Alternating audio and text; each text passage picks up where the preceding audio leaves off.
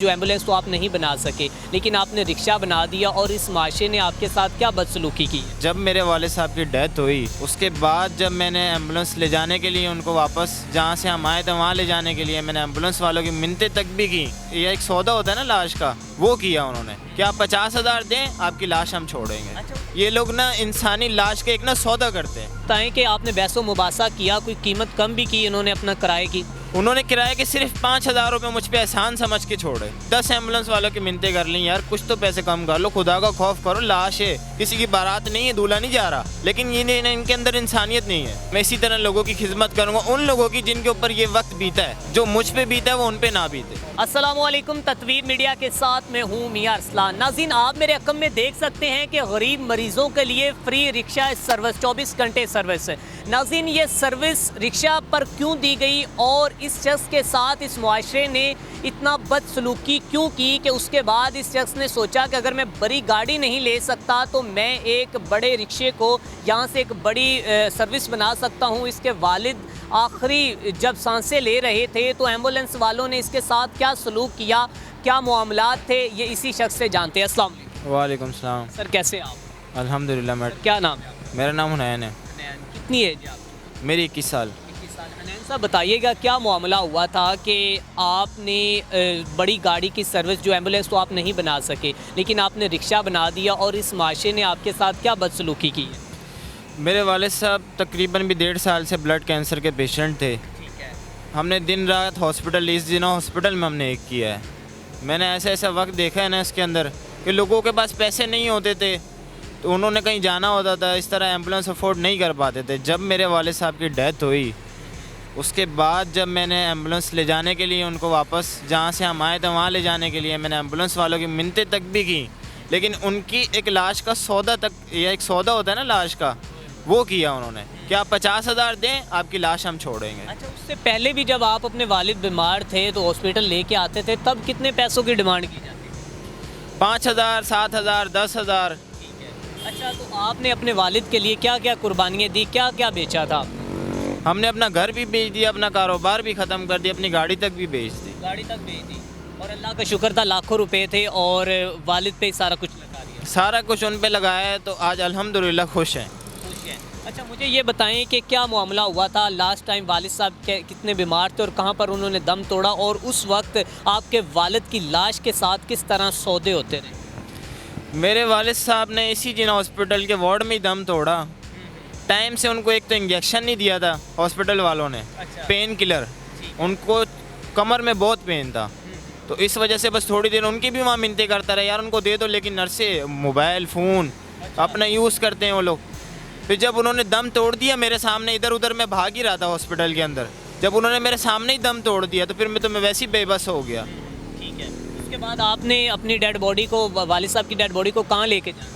हमने सरगोदे लेके जाना था।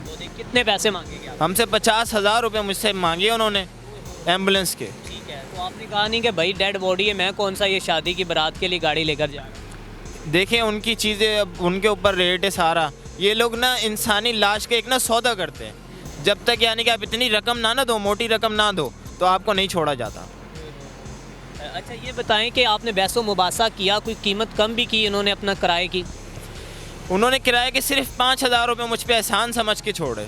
अच्छा, और 45,000 में आप डेड बॉडी लेके गए? 45,000 रुपये हमने दिए, वो भी मैंने लोगों की मिन्नतें की, भाई मुझे दे दो, मुझे जाना है, इस तरह है।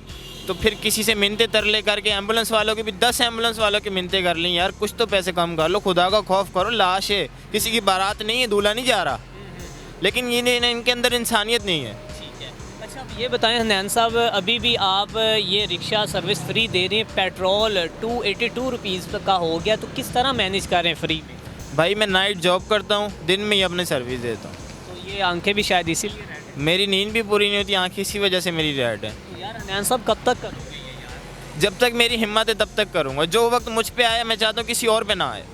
अच्छा, इन वक्त के फ़िरौनों से क्या कहना चाहते हो जिन्होंने जो कि आपके साथ इतनी बदसलूकी की, और आज फिर आपने ठान ली है कि मैंने उन लोगों का सहारा बनना है जिनका कोई भी नहीं है? ये इंसानियत तो इनके अंदर है नहीं।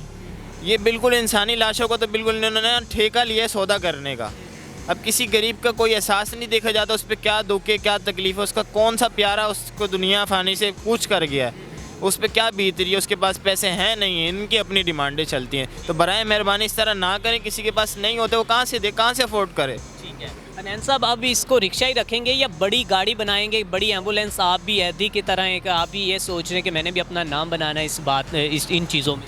देखिए मैंने नाम कोई नहीं बनाना अपना, मैंने सिर्फ अपना इतना करना है कि मेरे रिक्शे में अभी कोई पेशेंट लेट के नहीं जा सकता। मेरे पास, मैंने अपनी बाइक सेल की तो मैंने ऑटो रिक्शा इंस्टॉलमेंट पे लिया, इसकी इंस्टॉलमेंट भी मैं अपनी जॉब करके उतार रहा हूँ। ये बताइएगा कि अब घर के खर्चे अखराजात पूरे हो रहे हैं या फिर सब कुछ यहीं पर लगा रहे हैं? घर वालों ने और मैंने अपना अहद यही किया है कि मैं अपनी, जो मेरी ज़िंदगी है, जब तक मेरी सांस है, मैं इसी तरह लोगों की खिदमत करूँगा, उन लोगों की जिनके ऊपर ये वक्त बीता है या बीत रहा है। जो मुझ पे बीता है वो उन पे ना बीते। अच्छा नैन साहब, जब वो लम्हे याद आते हैं जब आपके मुर्दा वालिद की लाश के साथ सौदे किए जा रहे थे, आपसे पैसों की डिमांड की जा रही थी, तो वो उस वक्त को याद करके आगे कितने बढ़ने की हिम्मत बढ़ती है और कितना रोते हैं? देखिए इस तरह कभी कभी किसी को देख लेता हूँ ना यार, सौदा कर रहे होते हैं ये लोग, एक दूसरे से रेट लगा रहे होते हैं इसी हॉस्पिटल के बाहर, तो फिर सही मैं हैंडल पर मुंह रख के ना सही रोता हूँ मैं कि यार ये मेरे साथ भी हो, लेकिन मेरे पास इतनी अफोर्डेबल नहीं है कि मैं उस पेशेंट को उसके घर तक छोड़ सकूँ, उस डेड बॉडी को मैं रिक्शे में नहीं रख सकता। ठीक है, आखिर में इन लोगों को क्या पैगाम देना चाहिए? इनको यही ना कि आप लोग इतने इतने बड़े बड़े लोग हैं, आप थोड़ा इतना भी सपोर्ट किसी को कर दें जो ये काम करने निकला है। नाज़रीन, आपने हनैन की गुफ्तगू सुनी। हनैन का कहना है कि मेरे वालिद की डेड बॉडीज़ को यहाँ से ले जाने के लिए 50,000 रुपये मांगेंगे। बहसो मुबासे के बाद उन्होंने 45,000 रुपये मुझसे मांगे और वो 45,000 मैंने लोगों से भीख मांग के इकट्ठे किए थे। अब नाज़रीन, सवाल ये है कि हम एक ऐसे मुआशरे में रह रहे हैं कि जो इंसानी एहसास से महरूम रास्ता है, एक ऐसा मुआशरा है कि जहाँ सरे राह कोई मर भी रहा हो तो हम इस बात की भी परवाह नहीं करते कि हम इसको एक घूंट पानी का पिला दें। तो उसी मुआशरे में इस बच्चे ने अपने आप को जो कि एक इतना काबिल कर लिया है कि इंशाल्लाह अगर मेरे वालिद तो इस दुनिया से चले गए हैं और वो कैंसर की मरज़ के साथ लड़ते लड़ते, लेकिन हम जो कि नहीं अफोर्ड कर सके एम्बुलेंस के किराए सारा कुछ, अब इसी तरह अगर कोई और गरीब मरीज़ हैं तो मैं उनको सर्विसेज फराहम कर सकूँ। इसी के साथ हमने मेज़बान मियां अरसलान को दीजिए इजाज़त। देखते रहें तत्वीर मीडिया।